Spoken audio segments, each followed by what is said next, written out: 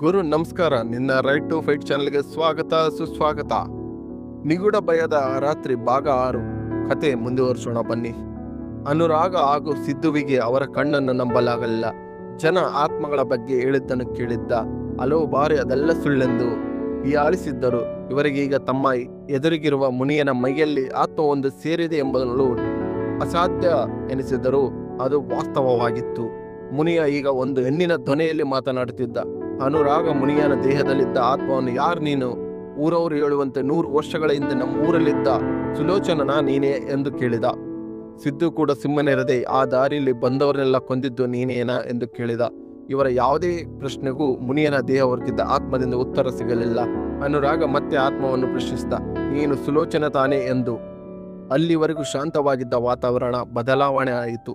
ಇಂಪಾಗಿ ಆಡುತ್ತಿದ್ದ ಹಕ್ಕಿಗಳ ಶಬ್ದ ನಿಶಬ್ದದಲ್ಲಿ ಕಳೆದು ಹೋಯಿತು.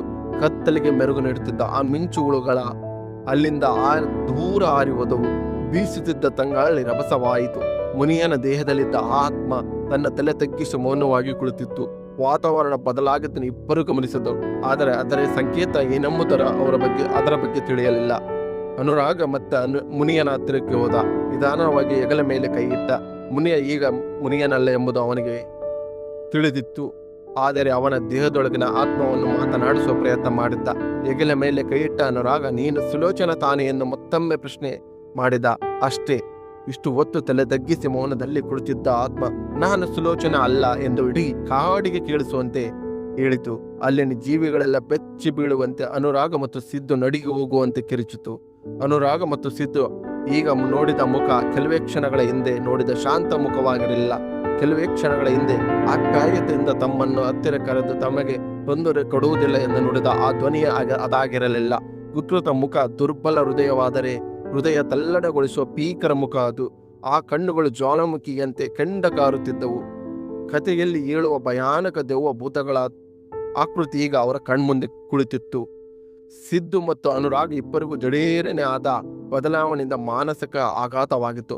ಅವರ ಸ್ವಲ್ಪ ದೂರದಲ್ಲಿ ದಿಕ್ಕೇ ತೋಚದರಂತೆ, ಏನೋ ಮಾಡಬೇಕೆಂದು ತಿಳಿಯದೆ ಅಲ್ಲಿಂದ ಓಡಿ ಹೋಗಲು ಧೈರ್ಯ ಸಾಲದೆ ಕುಳಿತಲ್ಲೇ ಕಲ್ಲಿನ ಬಂಡೆಗಳಂತೆ ಕದಲದೆ ಇದ್ದರು.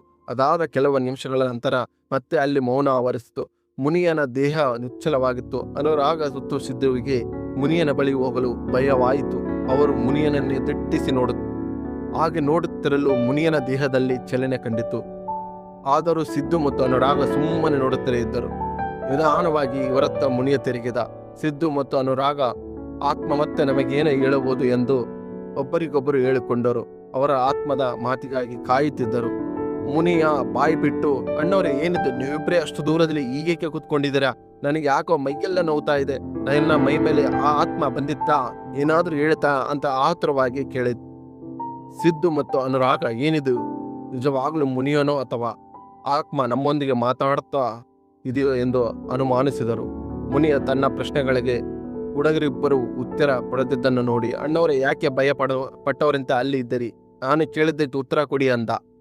ಈಗ ಇಬ್ಬರಿಗೂ ಸ್ವಲ್ಪ ಒಟ್ಟಿಗೆ ಅನುಮಾನ ಕಡಿಮೆಯಾಗಿದೆ. ಇಬ್ಬರು ನಿಧಾನವಾಗಿ ಹತ್ತಿರ ಬಂದರು. ಮುನಿಯನನ್ನು ಸೂಕ್ಷ್ಮವಾಗಿ ಗಮನಿಸಿದರು. ಹೌದು, ಇವನು ನಮ್ಮ ಮುನಿಯನೇ. ಅದೇ ಮಂಕು ಕವಿದ ಮುಖ, ಕಾಂತಿ ಇಲ್ಲದ ಕಣ್ಣು, ಪೆದ್ದಾಗಿ ಮಾತನಾಡುವ ದಡ್ಡ. ನಮ್ಮ ಮುನಿಯನೇ ಇವನು ಎಂದು ಇಬ್ಬರಿಗೂ ಕೂಗಿ ಹೇಳಿದರು. ಮುನಿಯನಿಗೆ ಏನಾಗುತ್ತಿದೆ ಎಂದು ತಿಳಿಯಲಿಲ್ಲ. ಅವನು, ಅಣ್ಣವರೇ, ಆ ದೆವ್ವ ಬಂದಿತ್ತಾ ಎಂದು ಕೇಳಿದ. ಅದಕ್ಕೆ ಮುನಿಯ ಬಂದಿತ್ತು ಎಂದು ನಡೆದನ್ನು ಹೇಳಿದರು. ಮುನಿಯ ಮಧ್ಯದಲ್ಲಿ ಮಾತನಾಡಿ, ಸುಲೋಚನ ಏನೋ ಹೇಳಿದಳು ಅಂದ. ಅವನ ಪ್ರಶ್ನೆಗೆ ಇಬ್ಬರು ಏಕದಾಟಿಲಿ, ಮುನಿಯ, ಅವಳು ಸುಲೋಚನ ಅಲ್ವಂತೆ ಅಂದರು. ಮುನಿ, ಹಾಗಾದರೆ ಯಾರದು ಅಂದ. ಇವರ ಅದಕ್ಕೆ ಉತ್ತರ ಕೊಡುವ ಮೊದಲೇ ಆತ್ಮ ನಿನ್ನ ಬಿಟ್ಟು ಹೋಗಿದೆ ಎಂದರು.